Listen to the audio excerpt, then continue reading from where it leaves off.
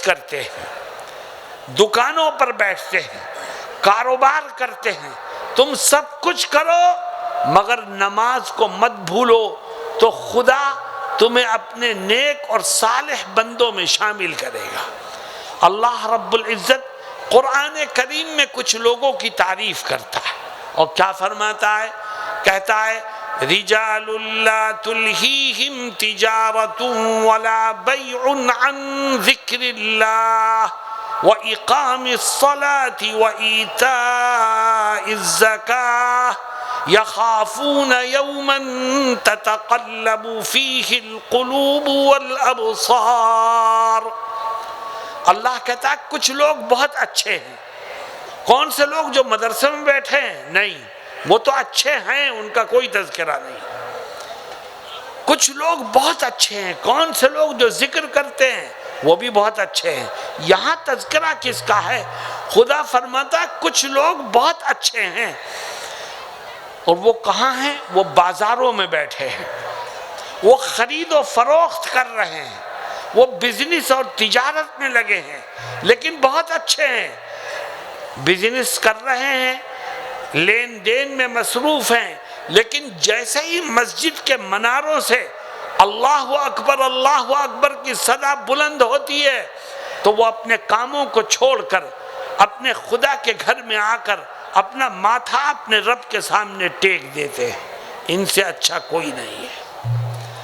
میرے دوستو، دنیا میں مصروف رہو، کوئی نہیں منع کرتا، مگر نماز سے غفلت مت برتو۔ آؤ ہم طے کریں کہ انشاءاللہ پڑھتے پڑھتے مریں گے اور مرتے مرتے پڑھیں گے، پھر دیکھو خدا رحمت کے دروازے کھولتا چلا جائے گا۔ شیطان ہمارے جوانوں کو ورغلاتا ہے۔ کسی جوان سے کہو کہ بھئی نماز پڑھو، چلو مسجد، کہتا ہے میرے کپڑے ناپاک ہیں۔ کپڑے ناپاک ہیں؟ آج سے طے کر ناپاک کپڑوں میں ہی نماز پڑھوں گا، چل نماز ایسے ہی پڑھ۔ آج تو ناپاک کپڑوں میں پڑھے گا، کل خدا تجھے پاک کپڑوں میں بھی پڑھنے کی توفیق عطا فرمائے، پڑھ ایسے ہی۔ ایک نواب صاحب تھے، وہ اپنی داڑھی کو اوپر چڑھایا کرتے تھے، موڑا کرتے تھے اور نماز نہیں پڑھتے تھے۔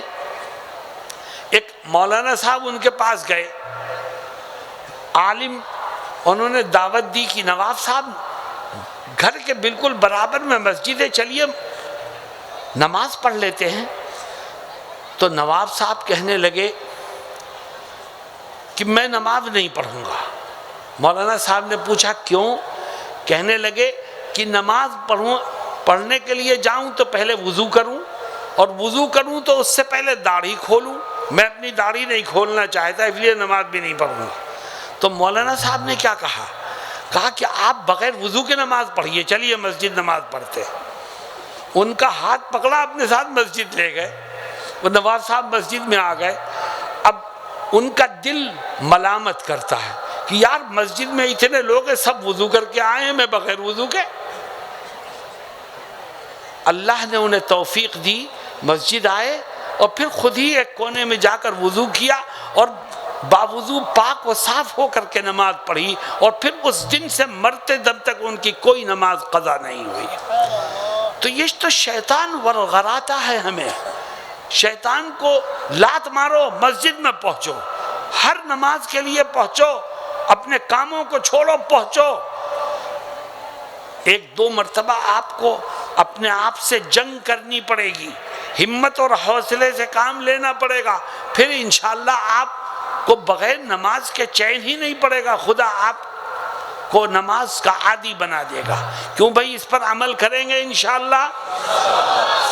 نمبر 2، اگر یہ چاہتے ہو کہ خدا آپ کو قبر میں اچھا ساتھی نصیب فرمائے اور آپ کی قبر کو جنت کا باغ بنا دے، تو ایک دوسرا کام بھی کرو، اور وہ دوسرا کام یہ ہے کہ آج سے طے کر لو، عہد کر لو کہ انشاءاللہ زندگی کے آخری سانس تک جو لقمہ میرے پیٹ میں جائے گا وہ حلال کا ہوگا۔ اگر تمہارا کھانا حلال ہے، تمہارا کاروبار حلال ہے، تمہاری آمدنی حلال ہے، تو اللہ اس کی برکت سے تمہاری نمازوں کو بھی قبول کرے گا، تمہارے روزے بھی قبول کرے گا، تمہارا حج بھی قبول کرے گا، اور تمہیں جنت میں ٹھکانہ نصیب فرمائے گا۔ افسوس کی بات یہ ہے کہ آج مسلمان دنیا کمانے میں مصروف ہے، حرام و حلال کا فرق اس کے ذہن سے نکل چکا ہے۔